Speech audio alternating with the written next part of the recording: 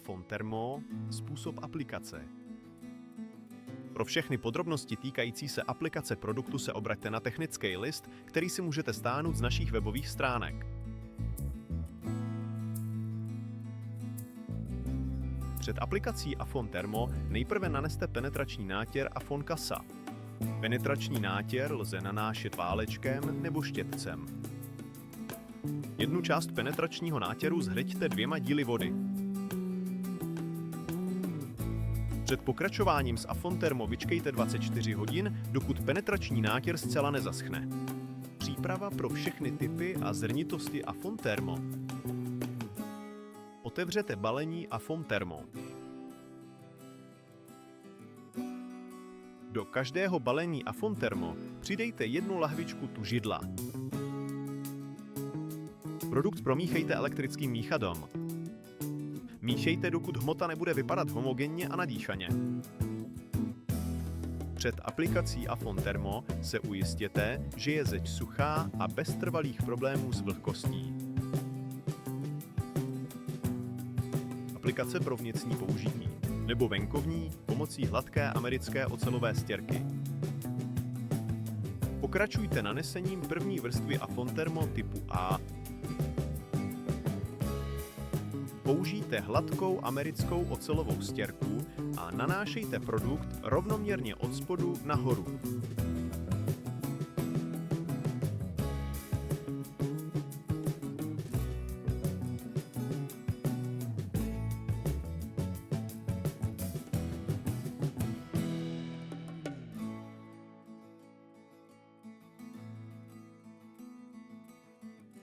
Aplikujte ve více vrstvách, dokud nedosáhnete požadované tloušťky.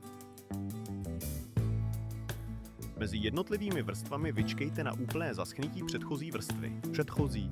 Jsou potřeba alespoň 48 hodin. Jako poslední vrstvu lze aplikovat Afon Thermo typu B.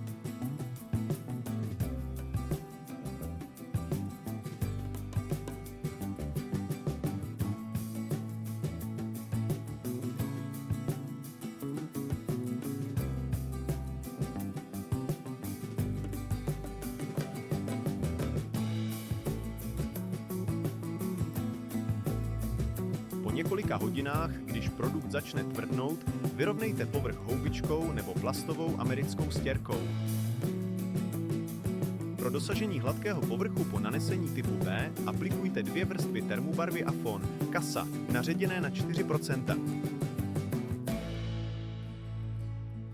Pro dokončení cyklu Afon Thermo natírejte výhradně termobarvou Afon Kasa. Termobarvu lze nanášet štětcem nebo válečkem.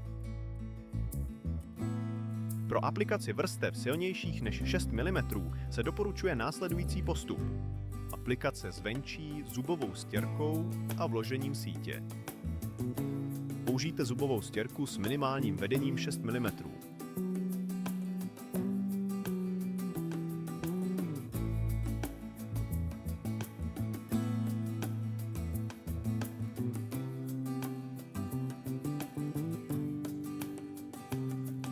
Nanášejte produkt rovnoměrně zdola nahoru.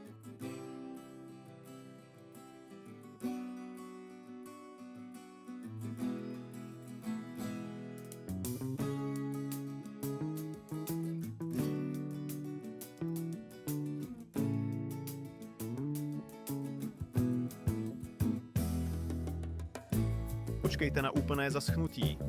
Minimálně 72 hodin. Překryjte rýhy 1 vrstvou Afon Thermo nanesenou hladkou americkou stěrkou.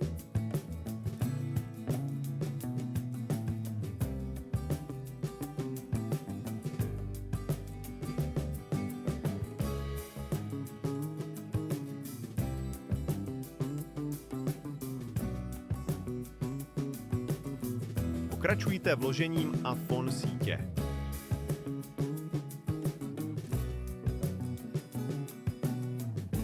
Překryjte síť další vrstvou Afon Thermo nanesenou hladkou americkou stěrkou.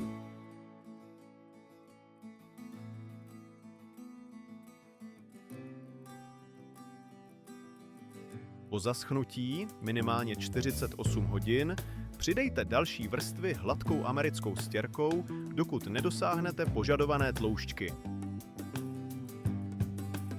Dokončete poslední vrstvou afon termotypu A nebo afon termotypu B.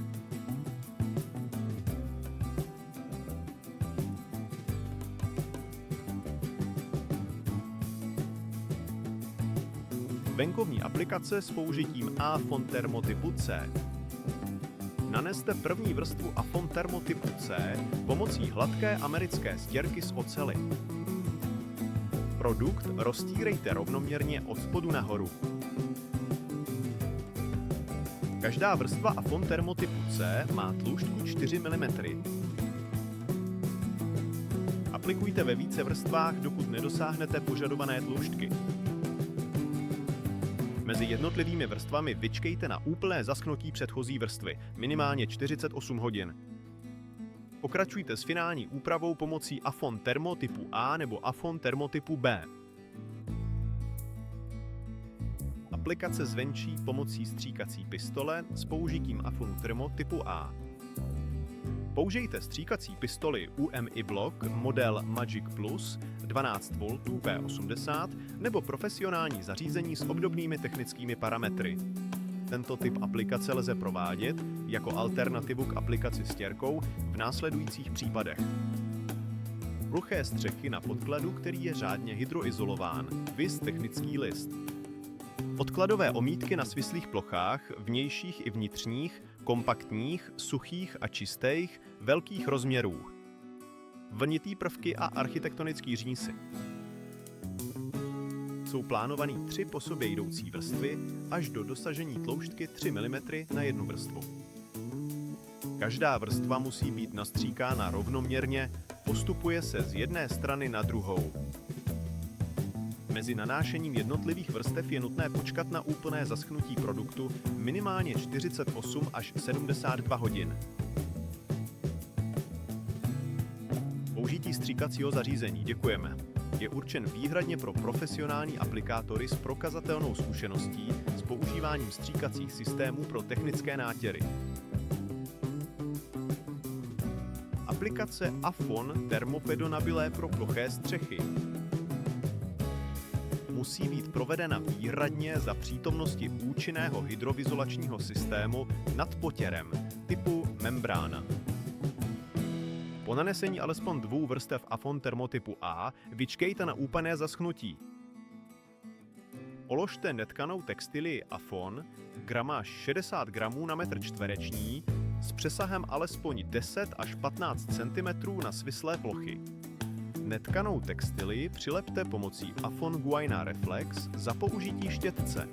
Následně naneste 2 vrstvy afon Guayna Reflex štětcem nebo válečkem, přičemž mezi jednotlivými vrstvami vyčkejte 24 hodin. Pro více informací navštivte naše webové stránky.